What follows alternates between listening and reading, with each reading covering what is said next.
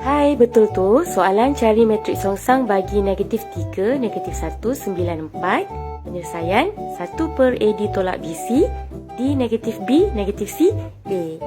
Okay, mula-mula tulis dulu kat sini A, B, C dan yang ni D. Okay. So, penyelesaian dia 1/A ditolak BC kan? Jadi 1/AD negatif 3 darab 4 tolak BC negatif 1 darab 9. Okay, didarabkan dengan matriks. Okay, so matriks antara A dengan D ni kita tukar tempat dan B dengan C ni kita tukar tanda. So ingat, sini tukar tempat dan yang di sini tukar tanda. Okay, jadi 4 akan berada di atas, negatif 3 ada di bawah. Okay, macam dalam rumus ni.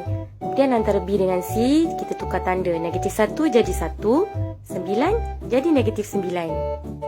Okay, kita selesaikan kat sini dapat negatif 1/3, 41, negatif 9, negatif 3.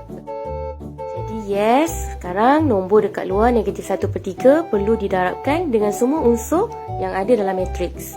Jadi matriks songsang kita akan dapat negatif 4/3. So darabkan lagi dapat negatif 1/3. Di sini kita darabkan dapat 3 dan yang ini kita darab dapat 1. Okay? Thank you. Do you have any questions for me before we go? Okay, boleh tuliskan di ruangan komen.